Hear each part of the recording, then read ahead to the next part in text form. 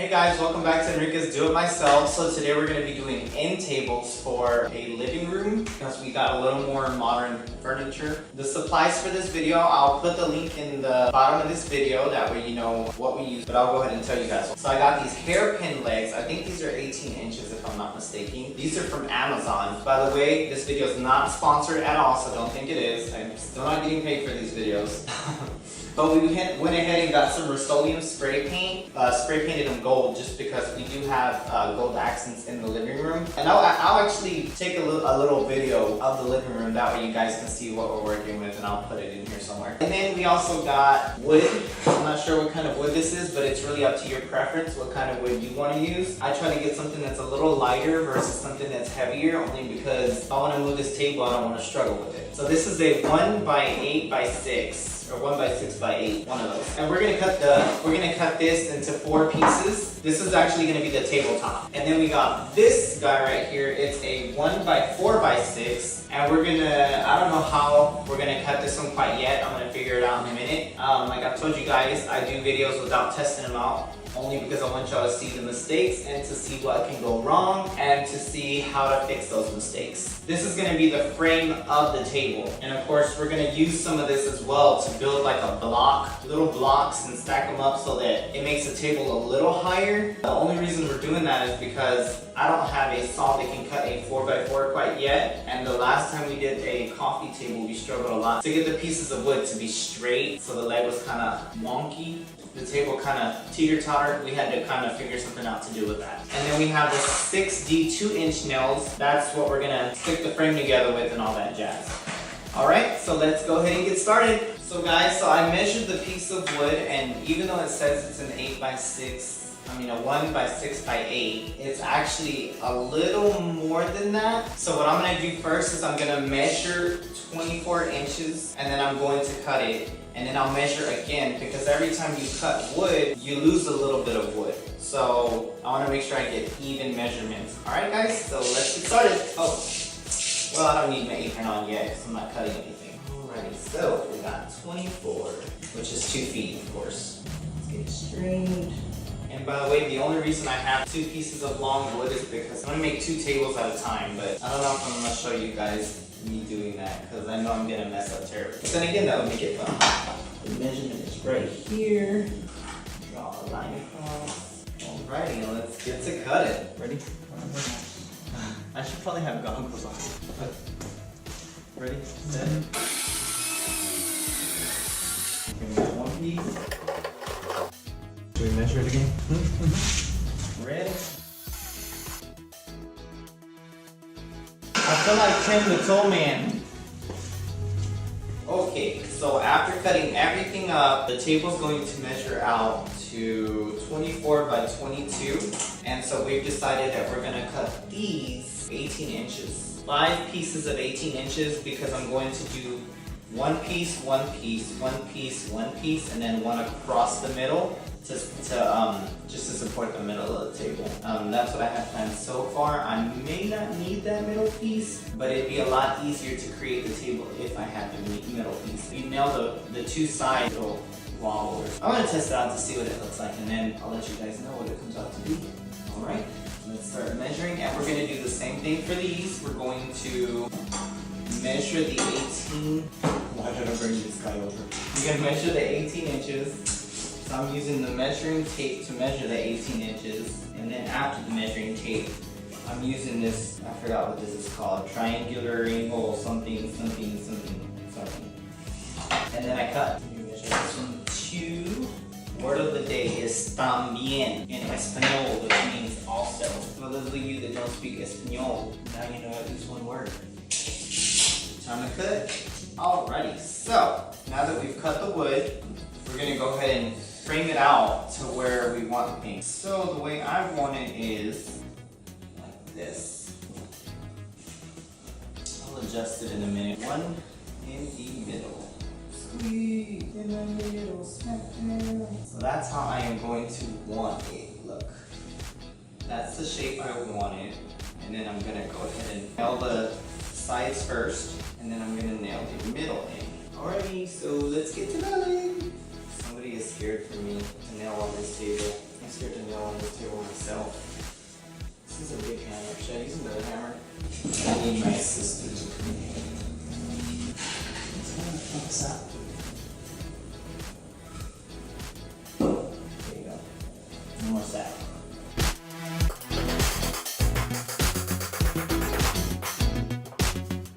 This isn't as hard as I thought it would be. By the way, I'm using the D6 2-inch for the whole thing. Ta-da!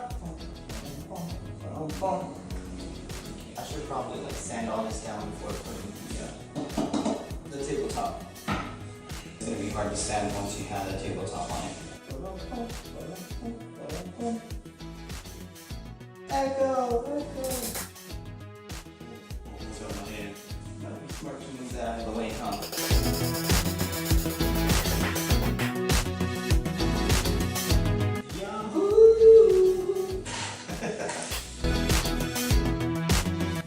Frame. Hey, you can actually use this as a frame on the wall if you want it. I thought it'd be wonky and wobbly, but it's not too bad once you add this to it. But I will still add the middle support. The middle of 18 is 9. So we'll do this at the 9 mark.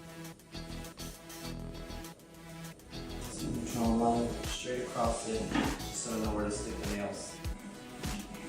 All the pencil marks really don't matter because you're gonna paint it. Here we go. Yeah, did something wrong. Got it. Okay, I think I got it.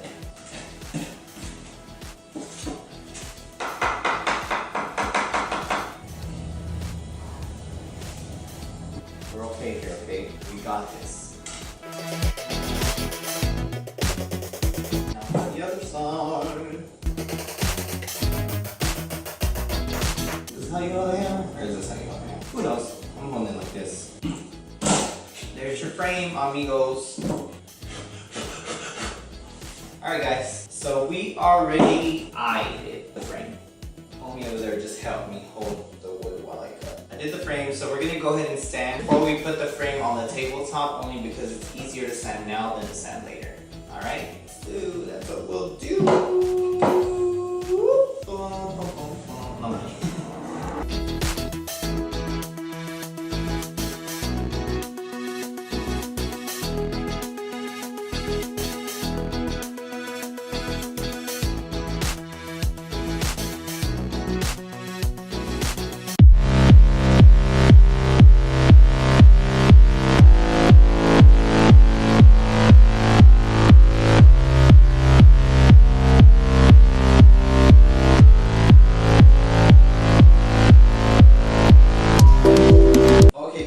After I was done sanding everything, because I did it myself. Just kidding, I had help. Which y'all will see that I was just dancing the whole time. I saw in the clips. Anyway, so after figuring out the measurements of this on where we were going to put the nails, we came up with 3 inches in and 1.25 inches in from the side. Now remember, you are crossing the wider ones with this beam right here. Now, those are the measurements on where we're gonna have the wood sit, and then from there we're gonna go like just a very tad bit in, probably like a 1/4 inch. That way you get right in the middle of the beam. I'm gonna shut off this guy because as soon as I hit it with a hammer, that little guy's just gonna shake all over the place.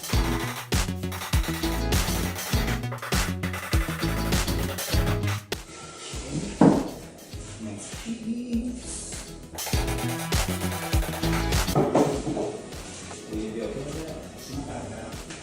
Sure. You're the chief of this video. I'm just the video maker. Alright, this is where it gets tricky. Just eyeball it.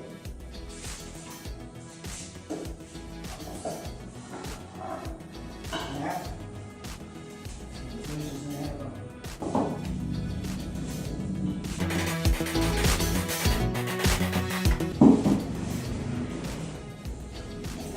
Good.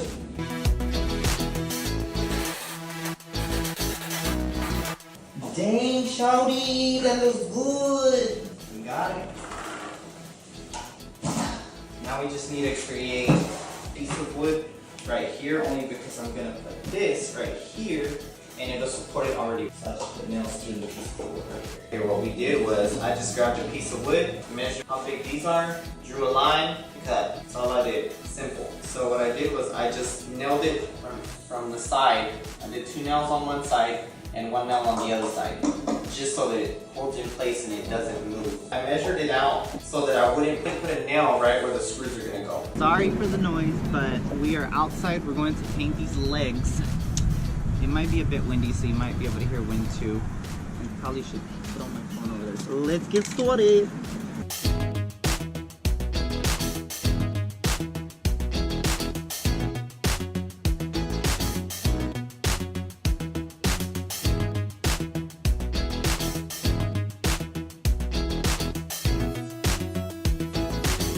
So I am finally done painting the legs. While that dries, I'm going to go ahead and primer all of this. You want to primer first only because since it's wood, since it's straight wood, you want to make sure that when you paint, you get golly, I'm so distracted. Rewind. Let me try this again. So you want to primer first only because when you paint, you want to make sure that nothing seeps through. And so my primer is going to be white. That way, whenever I paint with the white, even though maybe some of it will show through, you still get the solid white color. But I will be giving it about 2 or 3 coats, so like you should be able to see the wood. If I can just open this primer, stir it. I'm just gonna paint straight from here. I'm gonna start at the bottom, paint the inside of the bottom. I'm gonna leave all this right here empty because I'm gonna turn it around and paint the other side too. There's a lot of wood speckles.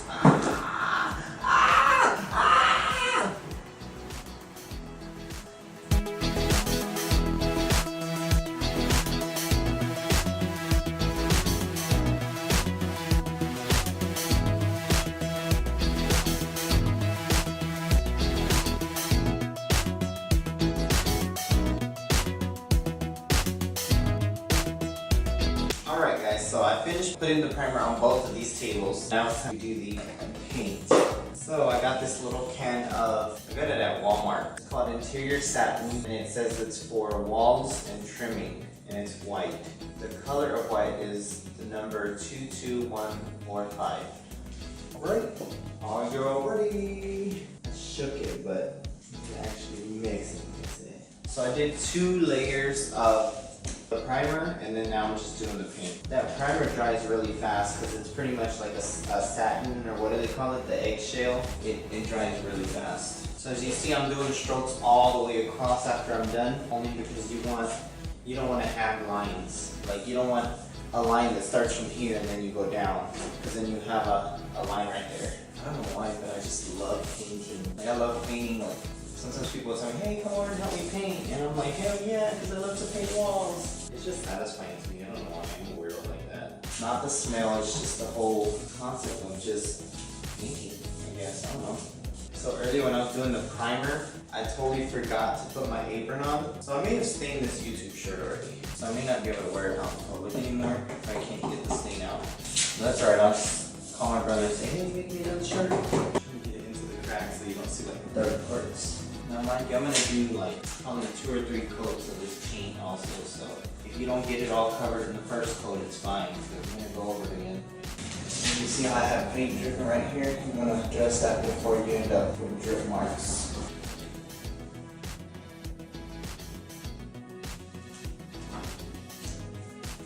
My hands are covered in paint. I have no idea how that happened, but let's just say I've been working. Alright guys, I'm done with painting. I did about 3 coats of the primer and then about 3 more coats of the paint. So I left the bottoms unpainted only because nobody is going to see that. If this was an item that I was selling, I'd probably paint the bottom. I'd paint everything before screwing and nailing anything together, only because it's easier to paint that way. Since I finished, I went ahead and put the legs on one of them. I haven't put the polyacrylic on it only because I want this to completely heal and completely dry before applying any polyacrylic or polyurethane on it.